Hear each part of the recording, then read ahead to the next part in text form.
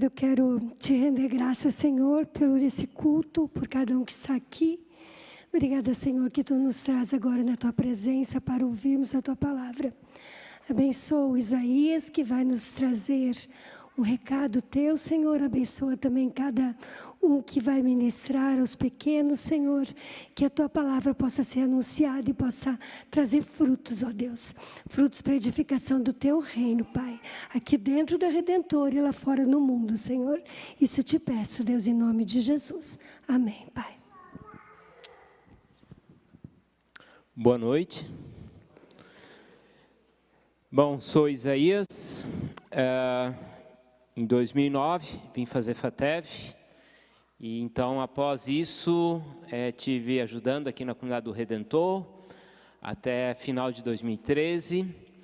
E desde então, a Comunidade do Redentor se tornou minha parceira. Eles têm me ajudado, têm me sustentado, têm orado por mim.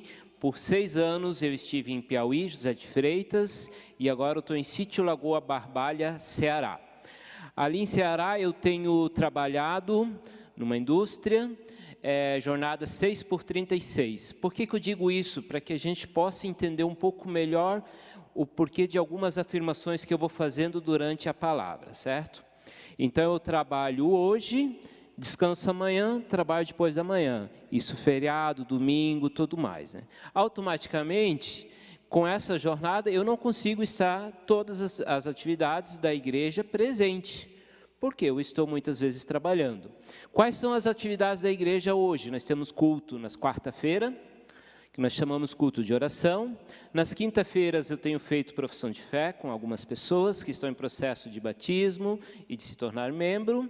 No sábado de manhã nós temos o projeto Jiu-Jitsu, Kairos, que uma das coisas desse projeto é o Jiu-Jitsu. E agora, a partir do próximo mês, nós vamos entrar na segunda fase, que é a questão da leitura.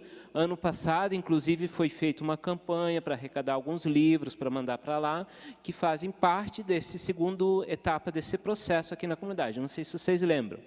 Então, a partir do mês que vem, possivelmente, a gente vai conseguir tirar isso também do papel e fazer funcionar. Dito isso, então, aí no sábado tem esse projeto e no domingo tem o culto. Como eu trabalho em jornada 12x36, eu chego normalmente no culto no domingo que eu estou trabalhando, quando ele está finalizando. Então, quem está muitas vezes coordenando as coisas na comunidade, não sou eu, é minha esposa. É minha esposa que trabalha comigo. E por isso eu já começo dizendo que o ministério não é meu, o ministério é nosso. Eu não faço nada sozinho. No projeto de Jiu-Jitsu, eu só estou 2 vezes por mês. As outras vezes é tudo ela que toca sozinho. Então, não sou eu que estou lá, somos nós, certo? E isso acho que é interessante que a gente precisa entender, porque as coisas não é individual, é coletivo, é família, certo? Agora eu queria convidar vocês a abrir suas Bíblias lá no Evangelho de Mateus, capítulo 28, verso 18 a 20. Enquanto que a gente vai abrindo, só para a gente também se localizar onde é que esse texto está localizado na Bíblia. Após a morte, ressurreição de Jesus, os últimos 40 dias da vida de Jesus. São as últimas palavras que Jesus dá para os seus discípulos. Essas que nós vamos ler. É a reta final, vamos dizer, as últimas orientações, certo? O texto diz que após isso, Jesus foi elevado aos céus. Se tu for ler nos outros evangelhos, em Atos, então ali após aquele momento dessas palavras, Jesus foi elevado aos céus e encerrou o ministério terreno dele, certo? Passo a ler na versão NVI, a partir do verso 18, que diz: Então Jesus aproximou deles e disse: Foi-me dada toda a autoridade no céu e na terra, portanto, vão e façam discípulos de todas as nações, batizando-os em nome do Pai, do Filho e do Espírito Santo, ensinando-os a obedecer a tudo o que lhes ordenei, e eu estarei sempre com vocês até o fim dos tempos. Amém? Senhor Deus e Pai, obrigado porque nós podemos nos reunir nessa noite, obrigado porque nós podemos ter esse tempo, e eu te peço, Deus, que Teu Espírito venha falar aos nossos corações. Que Teu Espírito venha ministrar para dentro de cada um de nós. E que nós possamos dar liberdade para que Ele fale aquilo que Tu queres a nós. Em Teu santo nome, amém. Quando eu olho para essa história, para esse momento aqui, eu vejo 4 aspectos, ou 4 coisas que eu quero destacar aqui com vocês. A primeira é que ele começa dizendo, eu sou o Senhor. Eu tenho tudo sob controle. Eu sou a pessoa que domina tudo isso. Eu tenho o controle de tudo. Mesmo que a gente não consiga entender. Eu vou falar isso e com o passar da explanação, vocês vão entender o porquê que eu falo isso. Porque muitas vezes, estar no campo não é um mar de rosa. Mas no final você consegue ver como Deus está no controle de tudo. Essa é a primeira questão que a gente precisa ler. E uma outra coisa que eu queria fazer uma observação, eu não fiz uma exegese muito elevada. Exegese, vocês têm Jackson, Dudu, Martin, tem um monte de pastores aqui na comunidade que pode fazer e falar para cada um de vocês. Eu venho falar daquilo que eu vivo. Então, se eu cometer algum deslize, me perdoe e vida que segue. A segunda coisa que eu vejo nesse texto é que ele nos dá uma ordem. Ele não dá meio termo, se você quiser, vão e façam discípulos. É uma ordem clara, não tem interpretação, não tem para onde correr. E você pode até não concordar, essa é uma ordem clara, e mesmo que você não faça consciente, eu e você fazemos discípulos e somos discípulos. Independente se nós concordarmos ou não com isso. Por exemplo, um dia desse, final do ano letivo do ano passado, Manuel Carlos chega em casa com uma sacolinha, com bombom, pirulito e algumas coisas, no período da manhã, logo cedo. Ele diz, professor, papai, o que ganhei da tia da escola? A tia da escola deu. Vamos comer de sobremesa. Falei, tá certo, Manuel, comer de sobremesa. Coloca lá na geladeira que depois nós comemos. Aí eu estava fazendo alguma coisa ali, e aí daqui a pouco ele chegou, papai, eu quero uma bala. Falei, palavra de homem não faz curva. O que você falou? Você ia comer quando? Sobremesa. Quando é sobremesa? Depois do almoço. Então nada feito. Aí eu olhei, ele olhou para mim assim, beleza, concordou. E aí eu falei, Manuel, vamos trabalhar na horta? Aí nós fomos mexer lá na horta. Para ele trabalhar, eu falo trabalhar, mas ele vai brincar, né? Então, antes que me chame o conselho tutelar, né? Então, ele vai brincar comigo lá na horta, né? E aí, nessa brincar, começou de chover, eu falei, Manuel, vamos entrar porque está chovendo. Depois que parar de chover, nós saímos.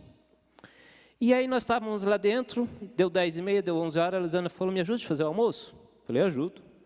Aí, comecei a descascar a macaxeira. Chamei o Manuel, ele do meu lado, daqui a pouco ele olhou para mim assim, papai, a sua palavra fez curva.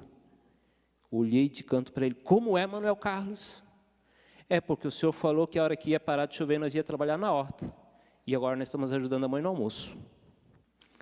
A Luciana só ficou espiando de canto, assim, dando risada, né? Mas aí eu olhei para a Luciana e falei, Luciana, vem cá, termine de descascar a macaxeira que eu vou endireitar minha palavra. Me desculpa, Manuel Carlos, mas você está certo, minha palavra fez curva. Desculpa, vamos trabalhar na horta. Nesses momentos, nós estamos fazendo discípulos. Nesses momentos, nós estamos educando os nossos filhos.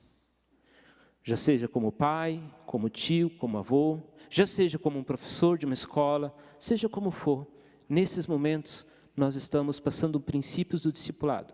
Muitas vezes a gente acha que o discipulado é pegar um livro, ou pegar a Bíblia e começar a ler um com o outro e ensinar da palavra de Deus. Também. Mas para mim, discipulado é prático, é vida. A terceira coisa que eu vejo nesse texto é uma orientação que ele dá. Como fazer discipulado? Agora, aqui sim, ele vai ser um pouco sistemático. Ensinando, batizando, a obedecer, a tudo que ele nos ordenou.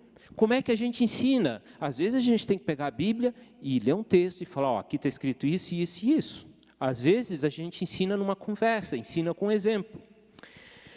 Ano passado, no dia 4 de outubro, descobri que um menino que trabalha comigo estava de aniversário. Carlão, o nome dele. E aí eu cheguei para ele, recém-convertido lá na empresa. Falei, Carlão, posso orar por ti? Ele pode. No meio da empresa, eu impus as mãos sobre o ombro dele e orei por ele. E depois disso a gente começou a conversar. Ele foi se aproximando e nós começamos a conversar, houve confissão de pecado e houve uma conversa, um caminhar. Para vocês terem ideia, eu passo 12 horas por dia com ele. Como é que a gente não vai conversar e não vai discipular um ao outro com tanto tempo? Eu passo mais tempo com ele do que com o povo da igreja. 12 horas, dia sim, dia não. E nesse processo, ele me convidou para ser padrinho do casamento dele. E aí, esses dias, ele chega assim e diz: estou entendendo o que você está fazendo comigo. Você está fazendo comigo o que Paulo fez com Timóteo. Está chamando para assumir um lugar. Aonde você está? Seja na tua casa, no teu trabalho, na tua empresa, onde você estuda, ali você pode e deve fazer a diferença. Eu não preciso ir para outro canto. Às vezes tem gente que vai, mas não é regra que para eu ser missionário eu tenho que sair. Não. Ali onde é que eu estou, eu preciso ser missionário, eu preciso ser pastor, eu preciso ser sacerdote. Para mim isso é diferente, como muitas vezes as pessoas veem, que a vida é uma pizza. Agora eu vou para a igreja, então pego a roupa de ir para a igreja e vou para a igreja. Agora eu estou trabalho, então aqui no trabalho eu posso falar e fazer o que eu bem entender. Vocês imaginam numa empresa com 4.000 funcionários, a quantia de coisa que é dita e é feita ali dentro. Como é que funciona? Se fala de droga, de sexo, de futebol, de política, tudo que não é para a honra e glória de Deus. E ali você colocar palavras de ordem. Num dia desse nós estávamos, aí uma pessoa levantou a seguinte discussão. Se a gente fizesse um teste de fidelidade com a esposa, deixava a esposa entrar num carro com uma pessoa estranha.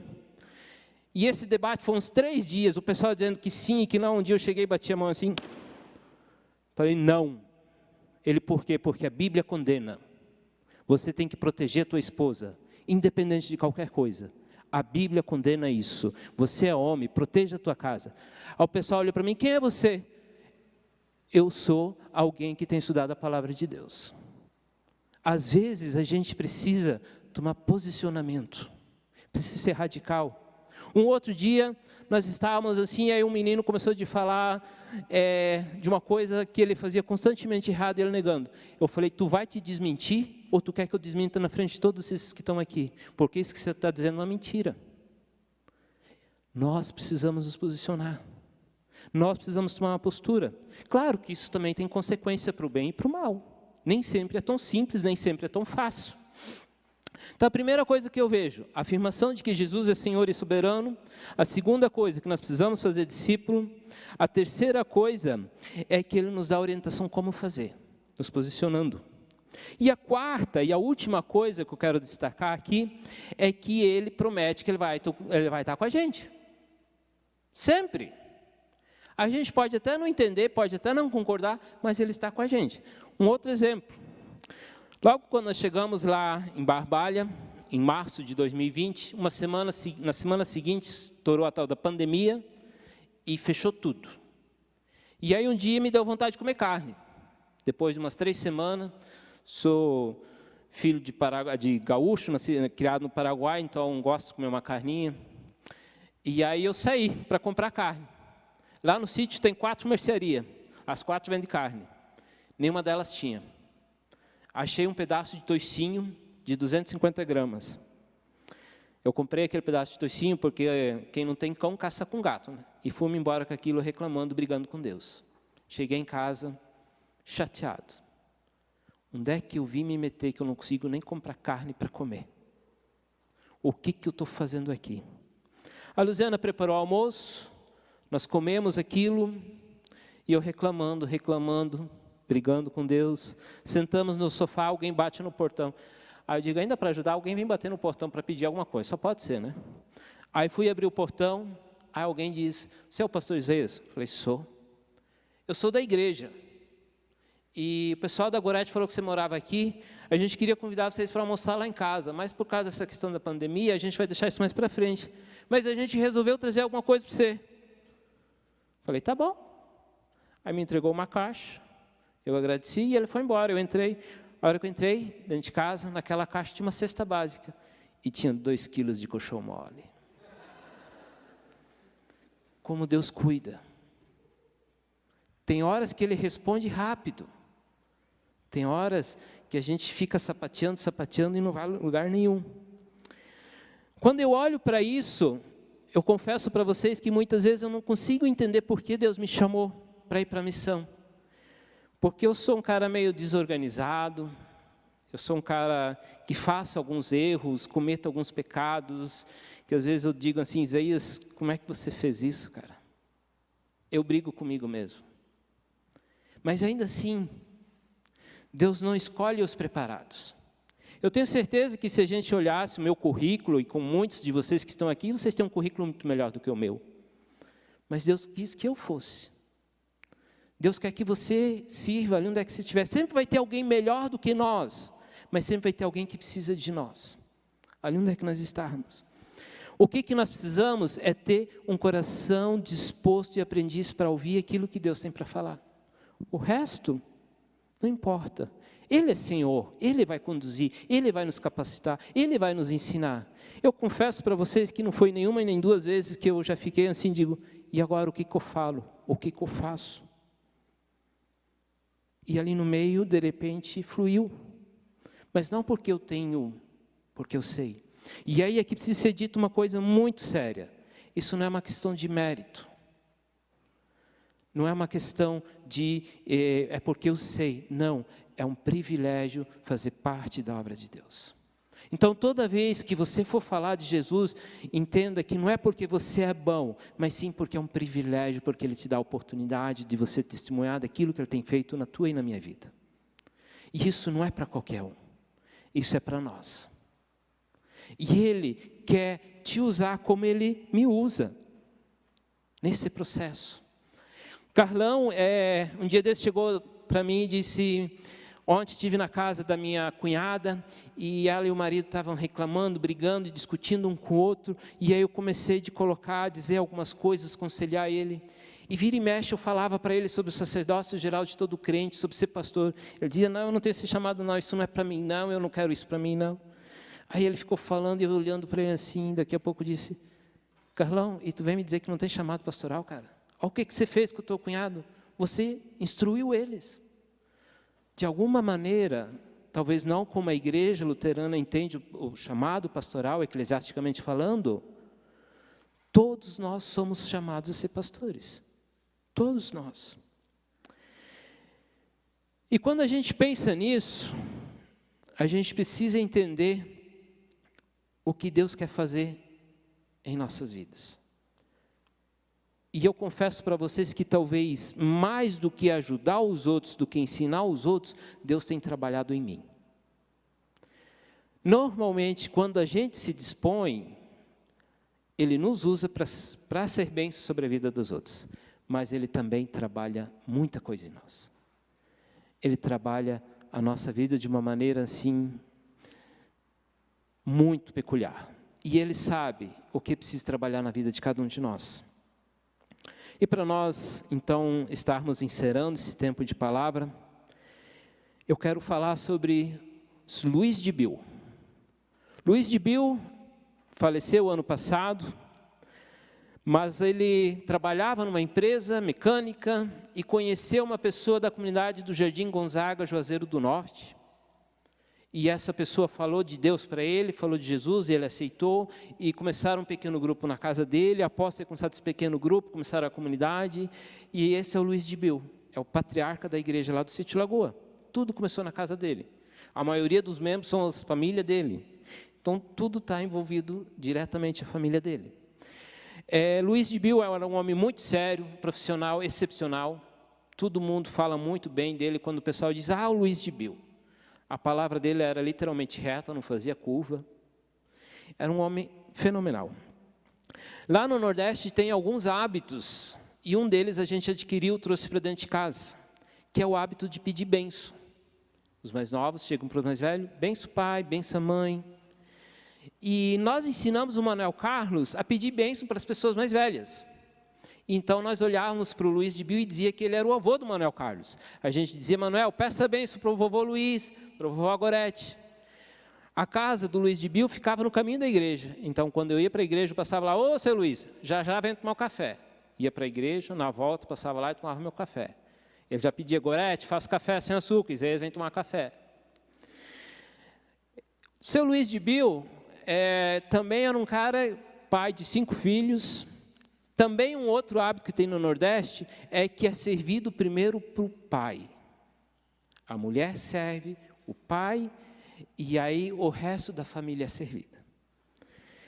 Quando eles faziam qualquer coisa diferente, depois de 3 anos de conversas, e eles diziam: pai, vamos almoçar, seu Luiz dizia: separa do Isaías primeiro. Quando Isaías vier, ele vai comer. Podia ser uma feijoada, um munguzá, qualquer coisa que eles faziam, tinha que separar do Isaías. Seu Luiz de Bill pegou Covid em 2021, 22. Eu tive que acompanhar ele, levar ele no carro para o hospital para fazer o teste, internar ele, porque não tinha quem ia. Então, às vezes, estar no campo, a gente se coloca em risco, se coloca em situações delicadas. Acompanhei ele, ele foi internado. Ano passado, o Luiz de Bill ficou doente.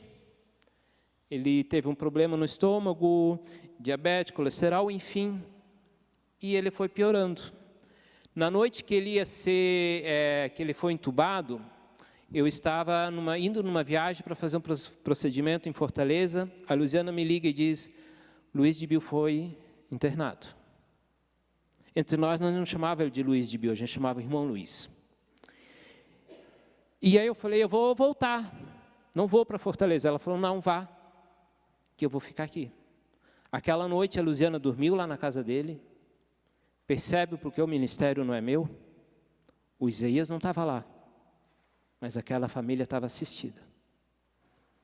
O ministério não é meu, é nosso. Dias depois disso, o seu Luiz veio a óbito. E aí vem a parte que mais me impactou no ministério até hoje. Eu estava trabalhando, Luziana me ligou, seu Luiz faleceu. Aí pedi liberação na empresa, me liberaram, fui para casa. Cheguei em casa, chamei o Manuel Carlos e disse: vem cá, vovô Luiz foi morar com Jesus. Se expliquei certo, não sei. Mas vovô Luiz foi morar com Jesus. Agora nós vamos lá para dizer tchau para o corpo dele. Aí Manuel Carlos começou: mas por quê? Fazer um monte de pergunta. E eu falei: Manuel, só entenda que vovô Luiz foi morar com Jesus.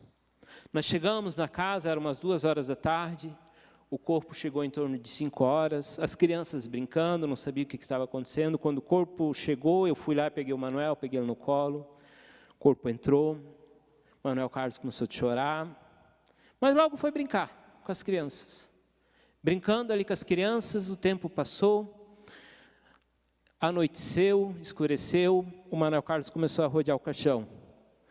Acorda, vovô. Acorda, vovô. Isso mexeu comigo. Eu fui, abracei ele, olhei para ele, falei: Manuel Carlos, o vovô não está mais aqui. Aqui é só o corpo dele. Eu e você precisamos viver de tal maneira que que agrade a Jesus, para que a gente vá se encontrar com Ele. E aí abracei ele e fui distrair ele. E o Manuel Carlos se distraiu com aquilo. No dia seguinte, fomos para a igreja fazer o culto. Na hora de fechar o culto, Manuel Carlos de novo começa a gritar: não, não, meu vovô, meu vovô. O ministério nem sempre é um mar de rosa. Nem sempre as coisas acontecem de uma maneira incrível, bonita, legal. Mas o ministério é para a gente viver em família, porque Deus quer fazer grandes coisas. Dias depois, alguém na empresa olha para mim e diz: por que o teu filho gritava daquele jeito pelo vovô Luiz, sendo que ele não é neto do seu Luiz? Porque ele convivia com o seu Luiz, ele se sentia protegido, ele se sentia cuidado, o seu Luiz cuidava dele e a gente cuidava do seu Luiz. Ministério é isso. é estar no lugar onde é que Deus quer que eu e você esteja.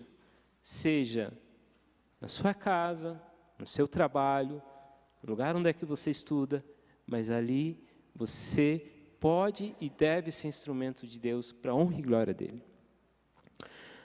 Eu queria agora pedir para o pessoal da técnica passar um vídeo aí para a gente, falando um pouquinho do projeto do Kairos, que é uma das coisas que a gente tem feito. E a gente não pode deixar de dizer obrigado à comunidade do Redentor, porque são 10 anos que vocês estão conosco nesse ministério. Então, muito obrigado. Eu sou Eliane, mãe de Lucas Gabriel.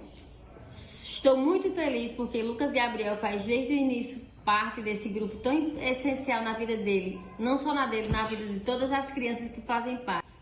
Sou Levi, eu faço parte do projeto Kairos e que tinha sido muito bom para mim. Eu tenho 13 anos e tem sido bom para mim. Eu sou Tiffany, mãe do Ian Levi. Estou muito feliz, muito grata ao projeto, porque o Levi consegue se socializar e está sendo muito bom para ele. Ele está melhor na escola, acredito que o projeto contribui bastante para ele se socializar. E é isso, eu só tenho a agradecer. Oi gente, eu sou a Luiziana, esposa do Isaías e mãe do Manuel Carlos. Deus tem colocado no nosso coração o projeto Kairos.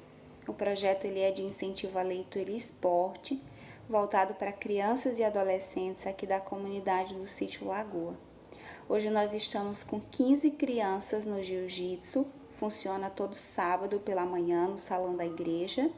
Dessas 15 crianças, 5 são autistas. Nós temos nos alegrado com aquilo que Deus tem feito na vida delas. A família tem testemunhado o desenvolvimento das crianças.